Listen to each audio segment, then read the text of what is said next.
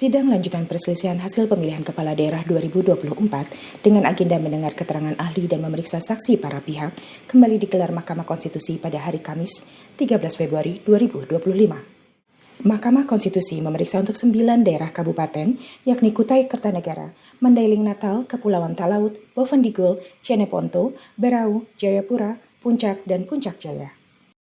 Dalam panel 1 yang dipimpin Ketua MK Soehartoyo didampingi Hakim Konstitusi Daniel Yusmik Foek dan M. Guntur Hamzah, dilakukan pemeriksaan 3 perkara perselisihan hasil kepala daerah, masing-masing perselisihan hasil pemilihan Bupati Kutai Kertanegara, Bupati Mandailing Natal, dan Bupati Kepulauan Talaut. Dalam persidangan, ahli hukum tata negara Fitra Arsil yang diajukan pemohon perselisihan hasil pemilihan Bupati Kutai Kertanegara menerangkan bahwa yang dimaksud 1 periode masa jabatan adalah yang telah dijalani, baik definitif maupun jabatan sementara. Uraian tersebut menurut ahli telah ditegaskan dalam sejumlah putusan MK mengenai penghitungan masa jabatan kepala daerah. Mahkamah tidak bergeser pendiriannya berdasar putusan nomor 22 PUU 7/2009. Dengan demikian berdasarkan pertimbangan hukum dan amar putusan Mahkamah Konstitusi nomor 22/2009 yang kemudian dikuatkan dengan pertimbangan hukum putusan nomor 67 tahun 2020 dengan menyebutkan bahwa yang dimaksudkan dengan masa jabatan yang telah dijalani setengah atau lebih adalah sama dan tidak membedakan masa jabatan yang telah dijalani tersebut, baik yang menjabat secara definitif maupun pejabat sementara.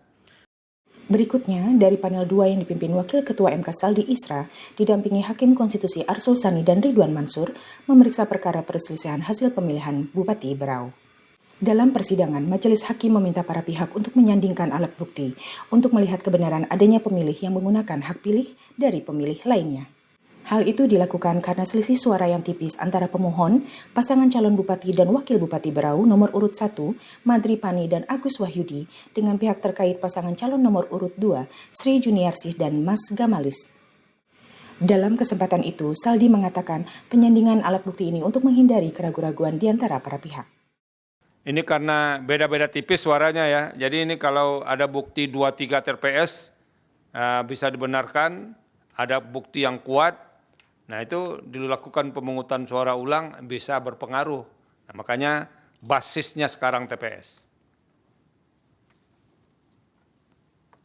Ini kita adu bukti aja sekarang nih Pak. Ini kita cek Pak, jadi kita ini tidak sakwa sangka.